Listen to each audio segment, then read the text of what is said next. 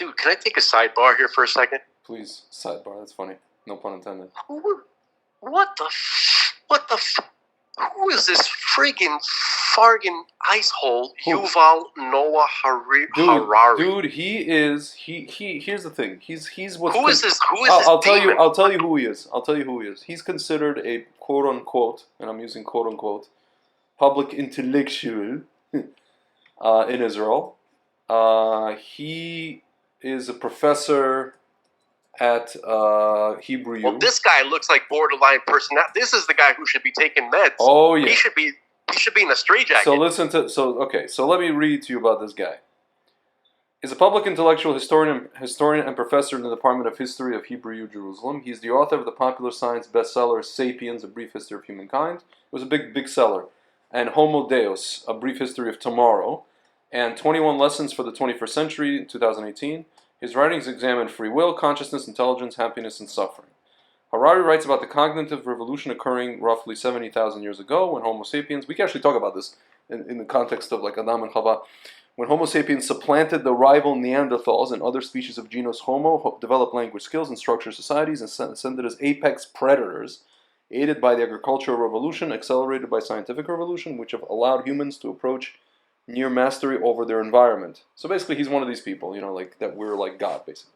His books also examine the possible consequences of a futuristic biotechnological world in which intelligent biological organisms are surpassed by their own creations. He has said, Homo sapiens as we know them will disappear in a century or so. In *Sapiens: A Brief History of Humankind*, Harari surveys human history from the evolutionary emergence of Homo sapiens to the 21st century political and technological. He's basically saying that we're going to turn ourselves into partial robots, and now that's how we're going to evolve. That's what he's saying. The book is based on his lectures to an undergraduate. Okay, all right. No, listen. Excuse me. Now can I read you about him? Well, has been saying that for like 100,000 years. Can I read you about just his whole... Here. Here you go. Personal life. Harari is gay. And in 2002, he met his husband, Itzik Yahav, whom he calls my internet of all things. Yahav is also Harari's personal manager. They married in a civil ceremony in Toronto, Canada. Harari says Vipassana meditation, which he began whilst in Oxford in 2000, has transformed my life. He practices for 2 hours every day, 1 hour at the start and end of his workday. Hold on. Here. So you're gonna make the people think that I like abuse you. No, it's okay. That. So listen to this. Every year he undertakes a meditation retreat of 30 days or longer, in silence and with no books or social media, and is an assistant meditation teacher. He dedicated Homo Deus to my teacher, Esen Goenka, who lovingly taught me important things. Blah, blah, blah, whatever. Okay. He's a vegan and says the resulted from his research, including his view that the foundation of the dairy industry is breaking the bond between mother cow and calf. As of May 2021, Harari does not have a smartphone. He lives in Karmei Yosef. Karmei Yosef is actually funny. I have friends who are making, organic wine over there. A community settlement in central Israel. He won the Polonsky Prize for Creativity and Originality. Some other prizes, bestseller list for 96 consecutive weeks. So basically, he's a bestseller. He gave first TED Talk as a digital avatar. He gave the first TED Talk as a digital avatar. Homo Deus won Handelsblatt's German Economic Book Award for most thoughtful and influential economic book. Basically, he's like, here you go. Spoke 2018 and 2020. He spoke at the World Economic Forum annual conference in Davos. Oh, nanobots. Here. Harari's popular writings are considered to belong in the big history genre, with Ian Parker writing in The New Yorker that Harari did not invent big history, but he updated it with the hints of self-help and futurology, as well as a high-altitude, almost nihilistic composure about human suffering. Here. Halpike further states that we should not judge *Sapiens* as a serious contribution to knowledge, but as an infotainment, a publishing event to titillate its readers by a wild intellectual ride across the landscape of history, dotted with sensational displays of speculation, and ending with blood-curdling predictions about human destiny. By these criteria, it is the most successful book. This guy is basically... I disagree. That's also... What exactly do you disagree? No. You just kind of randomly I don't think that this is speculation, and I don't think that this is why. These are blood-curdling predictions about human destiny, but I don't think it's speculation. No. No, it's not speculation. It's not speculation. This is the plan. Yeah, it's planned. There ain't no speculation over here.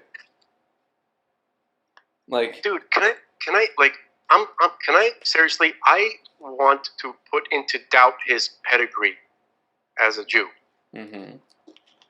Well, let's see. That's my instinct. Oh, by the way, during the COVID-19... It's not just because I don't like him and I don't want him associated with us. During the pandemic, listen. Following United States President Donald Trump cut to WHO funding, Harari announced that he and his husband would donate $1 million to the WHO through Sapienship, their social impact company.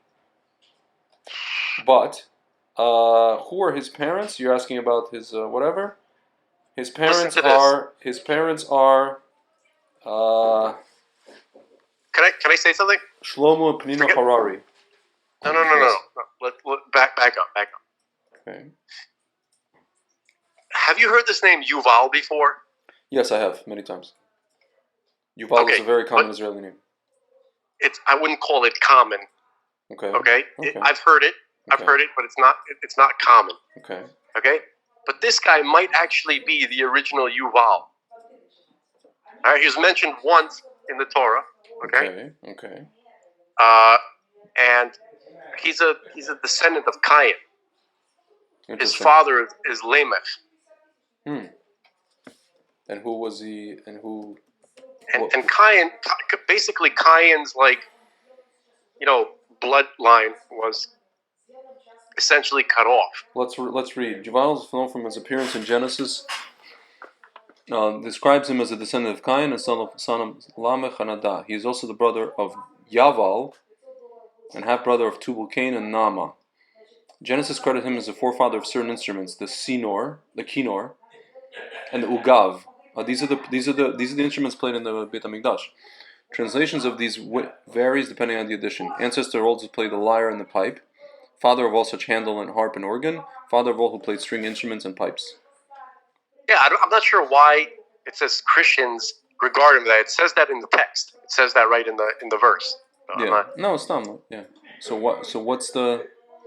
Yeah, there's a lot of people famous people in Israel named Yuval. I'm looking at the list. Yeah, but how many of them are, like these, part of this group? Oh, it's a very secular name that's given.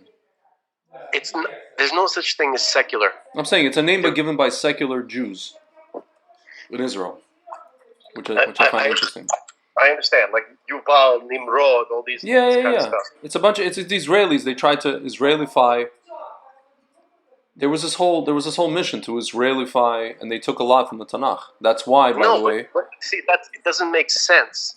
Okay, that whole excuse, or they're trying to Israelify. Hold on a second. Hold on. Sorry about that. Okay. So you're saying it doesn't make sense. No, that doesn't make sense. That's not a good enough excuse, because if you wanted to Israelify stuff, you would be using Israelite names. No, but that's what they're doing. They're using these names. They're using like Yuval was not an Israelite. Neither was Nimrod, obviously. No. Yes. They're using. They're using. They were not Israelites. They're using Tanakh names. They wanted to take it back to the times of the Tanakh. I get you. They wanted to be. They wanted to be Giborim. I understand, but that's what they could have used Jewish names. They didn't, even though they're going back to the Tanakh. They're not using Jewish names. They don't want to. They wanna use. I'm saying Jewish names from the Tanakh. Do you understand what I'm saying? I hear what you're saying. They're picking non-Jewish names, evil people. Yeah, from the Tanakh. yeah. Well, you could say that this guy was evil. Who knows? Well, I mean, listen. He was I don't know. The whole idea of being a descendant of Cain is looked upon generally as a negative thing, as somebody damned, somebody with who has Cain-like views on the world and how it needs to be done. It has to be unified with an iron fist. Like Darth Vader. Yeah. Mentality, like that's how Cain, when Cain was like in charge of the world, basically there was a time, remember, right before he brought his offering, right, and then his brother Hevel also brought an offering. His brother Hevel's offering was accepted, and Cain's offering was not accepted. Yeah. Right? Yeah. What that means is that God did not agree with his method for bringing the world back to its rectification. Yeah. Okay? It was rejected. His whole worldview and the way he was going about doing things was not, God didn't approve of that, and he was not happy about it. So that's who these people are. Yeah. These Nimrods, right? The tower people, Ham, right? Yeah. Ham and his descendants. Yeah. Okay? What is the difference between Ham and Shem? The difference is that they had a completely different worldview as to how to go about, conquering nature, right? It says in what chapter does it say? Was it Genesis 3, Genesis 2, where God gave the command, says, you shall govern, you shall dominate the world, right? You shall dominate the fish of the sea and the birds in the sky, and you're going to be running this place, basically. Yeah. Right? So, so the question was how to go about doing that. So that was already a debate with divergent views early on. Yeah. Starting with Cain and Hevel. Okay? And that continued all the way through until Noah and his sons, who were Noah was like the new Adam, and Cain and Hevel and Japheth were, not Cain and Hevel, I'm sorry, Shem and Ham and Japheth they were now into that, whole thing. Do you realize why Ham was cursed? Do you realize that? Because why did he do what he did? There are some opinions that say that he actually, rather than just look upon the nakedness of his father, he actually castrated him. Yeah. I'm not sure what that means. I don't know if it was done on some kind of spiritual plane or if he actually took a knife and did it. I'm not sure. Okay? Yeah. But I think the idea was, why did he do that? Because he didn't want more competition in terms of world views to compete with his. He was already in conflict with Shem. Yeah. And they were actually in conflict with each other about where Yefet is going to end up. Yeah.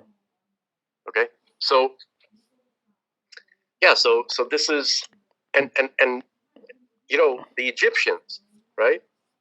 Those were the children of Cain. Yeah.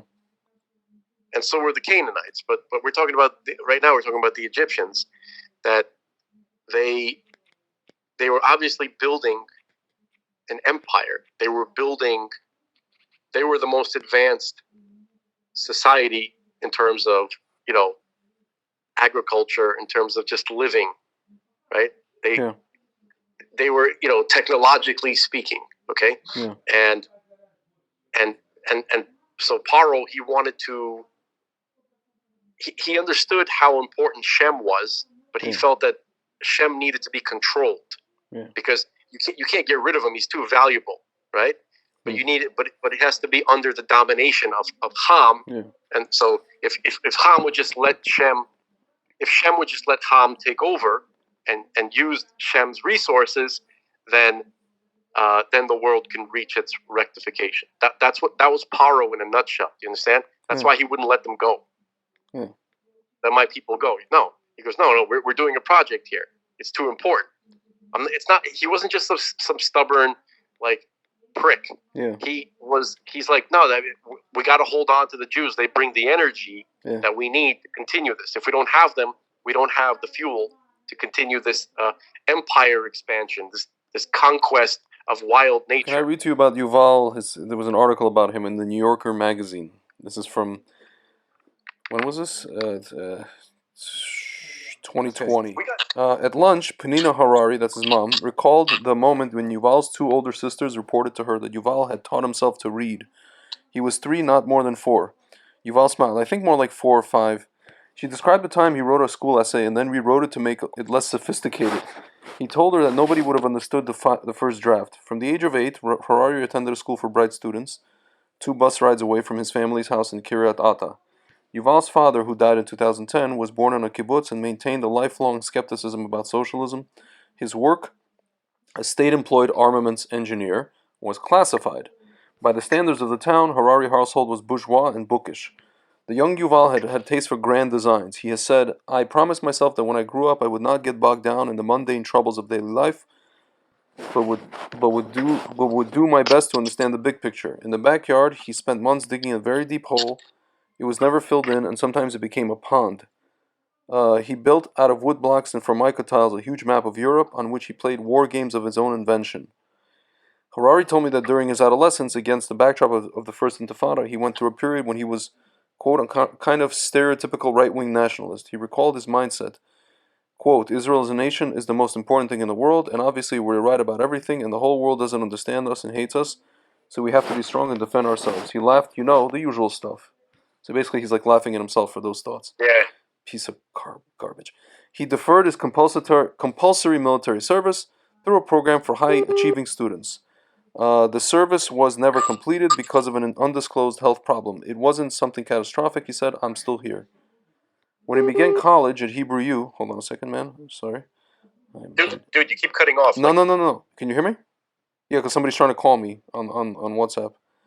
Oh, gosh. Anyway, can you hear me? Hello? Hello? Hello? Hello? Yeah, man, something's happening. Some I think they don't like us. There was like 3-4 little breaks there. You know what I mean? Can you hear me now? I can hear you. Yeah. Okay. What the hell was that? That's crazy. I don't know. See, he deferred compulsory military service through a program for high-achieving students. Their service was... Listen, that time that he was laughing, he goes, no, the usual. He goes, yeah, he was laughing. That was the last moment that he had a soul. Yeah, exactly. The service when he was normal was never completed because of undisclosed health problem. It wasn't something catastrophic. He said, "I'm still here." He probably went to a psychiatrist and they probably wrote him a note. That's what they do in, these circles. When he began college at Hebrew U, he was younger than his peers. And so basically this guy's like a Doogie Howser. And he had not shared the experience of 3 years of activity, often involving groups larger than 8. By then, Harari's nationalist fire had dimmed. In its place, he had attempted to will himself into religious conviction and an observant Jewish life. "I was very keen to believe," he supposed wrongly, "that if I read enough or thought about it enough or talked to the right people, then something will click." Interesting. In Chapter 2 of Sapiens, Harari describes how about 70,000 years ago, Homo sapiens began to develop nuanced language, thereby began to dominate other Homo species and the world. Harari's discussion reflects standard scholarly arguments, but he adds this gloss. During what he calls the cognitive revolution, Homo sapiens became uniquely able to communicate untruths. As far as we know, only sapiens can talk about entire kinds of entities that they have never seen, touched, or smelled. He writes, referring to myths and gods. Many animals and human species could previously say, "Careful, a lion." Thanks to the cognitive revolution, Homo sapiens acquired the ability to say, "The lion is the guardian spirit of our tribe." This mental leap enabled cooperation among strangers. Two Catholics who have never met can nevertheless go together on crusade or pool funds to build a hospital because they both believe that God was incarnated in human flesh and allowed himself to be crucified to redeem our sins. Okay. What does that have to do with anything? In the schema of Sapiens, money is a fiction, as are corporations and nations. Harari uses fiction where another might say social construct. Okay. So now they're getting into this whole... By the way, I'd like to just point out before we go too far, this is a very Cain-like mindset. Yeah. Because you recall, Cain was Cain actually spoke to God. Yeah. Right. But as soon as God said the slightest thing that he didn't exactly agree with what Cain was doing, he turned into this maniac. He felt rejected and flew off the handle, right? Yeah. And God's like, well, you could improve, right? That it's not, I'm not going to just say no for the sake of saying no. If you get better, then I'll accept it, right? I'll let it go. But this guy, I can imagine, so he grows up like a scary smart kid, like Pinky in the Brain type kid, right? Mm-hmm. And then so he's curious. He's curious about spirituality, about God, right? Yeah. And he tries to, do research. He tries to reach out. Yeah. He attempted to contact God. He didn't get a reply. Yeah. Right? Yeah. So he felt, of course, there's no God. Yeah. No, often because he would have figured, because God would have contacted him, right? because if anybody would have figured it out, it would be him. Right. So, well, I mean, we're saying this, Dude, tongue can in I cheek. tell you? I know people like this, and oftentimes their brain gets in the way of their neshama. If you allow me to simplify it, This guy, maybe I was wrong about him. This guy is so bitter against God I know. because God didn't talk to him, right? That Yep. he wants to be God's enemies for slighting him in this way. Can I read further? He gets into it more. So he goes, parentheses, he explained to me I would almost always go for the day-to-day word, even if the nuance of the professional word is a bit more accurate. Harari further proposes that fictions require believers and exert power only as long as a communal belief in them persists. See, what we're saying is that, like, the power that we daven, the Jews daven, as long as our communal belief persists, and that it holds power. Every social construct then is a kind of religion. A declaration of universal human rights is not a manifesto or a program, but the expression of a benign delusion. An activity like using money or obeying a stoplight is a collective fantasy, not a ritual. When I asked him if he really meant this, he laughed and said, "It's like the weak force in physics, which is weak but still strong enough to hold the entire universe together. In fact, the weak force is responsible for the disintegration of subatomic particles. It's the same with these fictions. They are strong enough to hold millions of people together." In his representation of how people function in society, Harari sometimes seems to be extrapolating from his personal history, from his eagerness to believe in something. When I called him a seeker, he gave amused, half-grudging assent. As an undergraduate, wrote a paper for medieval history class. Hello? Dude, what's that noise? Yeah. What do you mean? I'm here. Oh, okay, there was noise in the background. That was later published precociously in a peer-reviewed journal. The military role of the Frankish Turco-Poles, a reassessment. What the hell? Challenged the previously held assumption that in Crusader armies most cavalrymen were heavily armored. Harari proposed, in an argument derived from careful reading of sources across several centuries, that many were light cavalrymen. Benjamin Kedar, who taught the class, told me that the paper was absolutely original and really a breakthrough. It seems to be generally agreed that had Harari stuck solely to military history of this era, he would have become a significant figure in the field. Idan Scherer, a former student and research assistant of Harari's, who now teaches in Ben Gurion University in Beersheba, said, I don't think the prominent scholar, but definitely one of them. In academic prose, especially philosophy, Harari seems to have found something analogous to what he had sought in nation and in faith. I had respect for and belief in very dense writing. One of the first things I did when I came out to myself as gay, I went to the university library and took out all these books about queer theory, which were some of the densest things I've ever read. He jokingly added, it almost converted me back. It was okay, now you're gay, so you need to be very serious about it. In 1998, he began working toward a doctorate in history at Oxford. He was oppressed by the grayness, Harari's mother recalled at lunch. Harari agreed. It wasn't the greatest time of my life. It was a culture shock. It was a climate shock. I just couldn't grasp it. Could be weeks and weeks and you never see the sun. It was a personal impasse. I'd hoped that by studying and researching I would understand not only the world but my life. He went on. All the books I've been reading and all the philosophical discussions, not only did they not provide an answer, it seemed extremely unlikely that any answer would ever come out of this. He told himself, there is something fundamentally wrong in the way that I'm approaching this whole thing. One reason he chose to study outside Israel was to start life anew, as a gay man. On weekends he went to London nightclubs, of course. I think I tried ecstasy a few times. And he made dates online. He set himself the target of having sex with at least one new partner a week, to make up for lost time, and also understand how it works, because I was very shy. Oh my god. He laughed. Very strong discipline. He treated each encounter as a credit in the ledger, so if one week I had two, then the next week... What is wrong with this guy? The next week there was none, I'm okay. These recollections contain no regret, but Harari said coming out was a kind of false enlightenment. He explained, I'd had this feeling, this is it. There was one big piece of the puzzle that I was missing, and this is why my life was completely effed up. Instead, he felt even more miserable. On a dating site, Harari met Ron Merom, an Israeli software engineer. Hello? Yeah. That noise. An Israeli software engineer, as Merom recently recalled, they began an intense email correspondence about the meaning of life and all that. They became friends. In 2015, when *Sapiens* was first published in English, Merom was working for Google in California, helped arrange for Harari to give an author's Google Talk at Google Talk, which was posted online, an important early moment for exposure. Merom, who now works at Facebook, had forgotten the details of their youthful exchanges but can recall their flavor. Harari's personal philosophy at the time was complex and dark, even a bit violent or aggressive, and this included his discussion of sexual relationships. As Meron put it, it was, I need to conquer the world, either you win or you lose.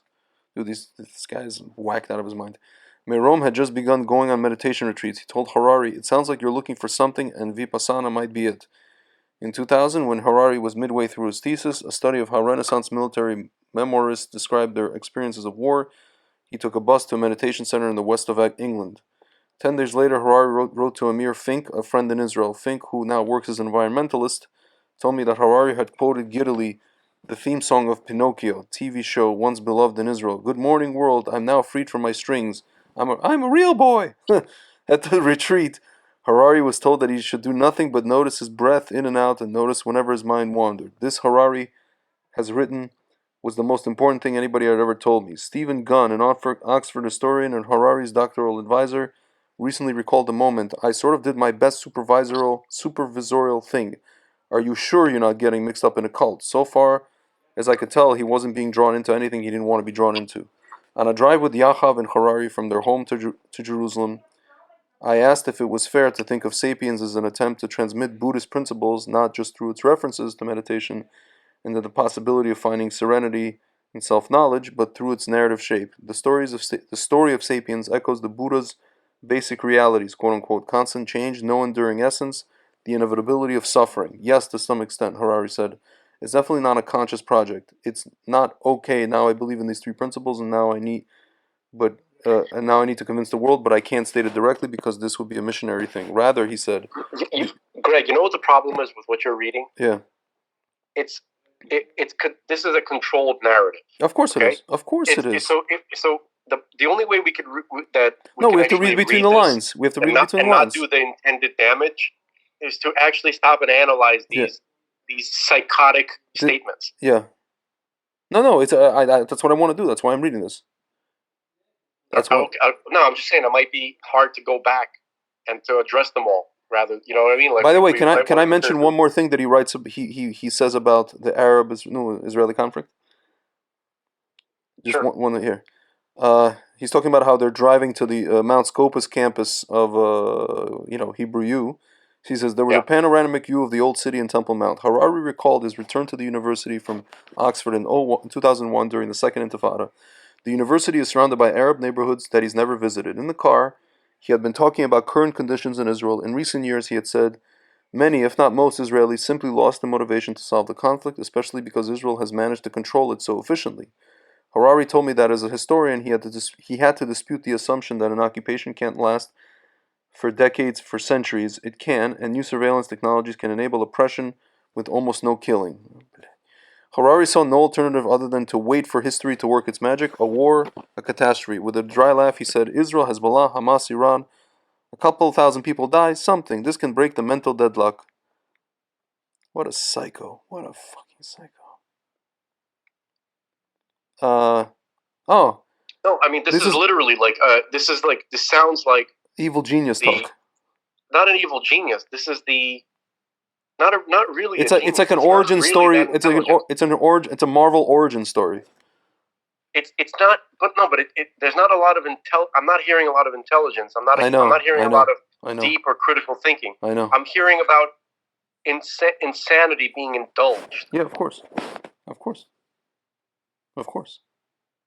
You know, and also extreme disconnect from the human experience and from other people. Yeah, no, it sounds like he reminds me of Zuckerputz. You know, just like emotional. You know, there's a, what is it called? No.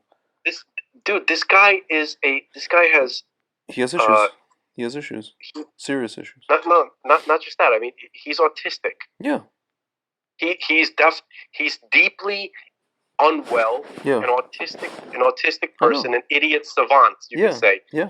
He can read and write really well. Yeah, it's like, so now you have him, now you have Schmates, who's similar, and you have that other clown, Santa Claus, snob. Right. Well, I don't know. This Yuval guy seems way more unhinged, and those other guys are like Schmab. I wouldn't put in the same Yeah. category. He's too calm and collected. He's too relaxed. Well, this guy's Jews usually. This guy is like, you could see him. It's like he's coming out of his skin. He's like, I can't wait until machines take. I'm talking about this Yuval guy. I know. Well, you ever see him speak? The guy is excited. He's excited, man. That's what I'm saying. He's excited. That's what I'm saying. About the prospect of this. So let me play because I actually have to go and pick up my wife, and this is going to have to be a to be continued. All right, but you got to hear this guy. Yeah. And you see that he is nuts. Yeah. He's a nutter, as they say. He's a nutter. This bloke is a nutter.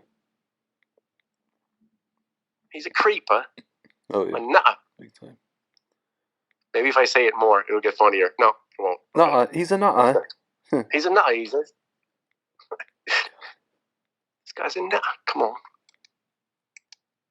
There he is. Okay, here we go. The folks at home, brace yourself for this madness. 2 minutes of insanity. Is this an interview in what was it? Whatever, just play the whole thing. I don't know, but just listen to it. Who gives a shit? Yeah. Sorry. Sorry, audience. Are hackable animals. I'll say that again. I mean, he'll say that again. Humans are now hackable animals. Mm-hmm. The whole idea that humans have, this, they have this soul or spirit and they have free will and nobody knows what's happening inside me. So whatever I choose, whether in the election or whether in the supermarket, this is my free will. That's over. Free will, that's over. That's over. Today, we have the technology to hack human beings on a massive scale. Yeah, I mean, everything is being digitalized. Everything is being monitored. In this time of crisis, you have to follow science. It's often said that you should never allow a good crisis to go to waste, because a crisis is an opportunity to also do good reforms that in normal times people will never agree to. But in a crisis, you see, we have no chance. So let's do it. Vaccine won't help us go the to vaccine the test, of course. will help us, of course. It will make things, more manageable. Surveillance. People could look back in 100 years. This is okay. Now it went to a different segment. Hold on. And identify the coronavirus epidemic as the moment when a new regime of surveillance took over, especially surveillance under the skin, which I think is maybe the most important development of the 21st century, is this ability to hack human beings, to go under the skin, collect biometric data, analyze it, and understand people better than they understand themselves. This, I believe, is maybe the most important event of the 21st century. By hacking organisms, elites may gain the power to re-engineer the future of life itself. Because once you can hack something, you can usually also engineer it. Natural selection is replaced by intelligent design. The era of inorganic life is now beginning. In the coming decades, AI and biotechnology will give us godlike abilities to re-engineer life and even to create completely new life forms. We are about to enter a new era of inorganic life shaped by intelligent design. Our intelligent design. That's what he thinks. I like how he always says elites have that. It's like that's what they call themselves. And then he said, and then he said, our intelligent design. Who our? Most people who are listening to that, right, at home, thinking, "Oh, our," he means human. Nope. He means the elites. These fuckers. These weird, like nerdy, gay shit stains, demon beasts, right? Who. They just want you're gonna get my dude. You're gonna get my shit. It's like Revenge of the Nerds. You're gonna get this show canceled, bro. You're gonna get this show canceled. Hello. What did I do? You said nerdy shmay demon, weird nerdy shmay demon beast. I don't even remember what I said. Effers, you just went on a tirade, like a blind anger tirade. No, but here's the thing. Here for the folks at home. I apologize, by the way, for the language, but here's the message. These guys are gonna be feeling like the biggest donkeys in the world. Of course they are. I feel bad. Sorry, donkeys. I didn't mean to offend you by comparing you to these people. Sorry, actual but- animals. Actual to the actual animal donkey. Yeah. Right. So, but they're going to realize that they built the infrastructure for God, Yeah. right? Yeah. And He's using them because everybody serves God. Of course. Everybody, Of whether course. you realize it or not. Zucker These guys Potts. are building. They're carrying the stuff that God wants into the world, except they think that they're going to control it. Yeah. And that's cute. Yeah. Yeah. I mean, it's not cute, but it's Yeah.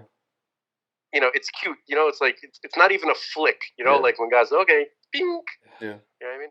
This guy should have been experiencing swirlies. He should have been having his face dunked in the toilet by bullies and shoved into lockers. Mhm. Instead, this is what happens when you don't do that. Okay, nerds need to be treated like nerds.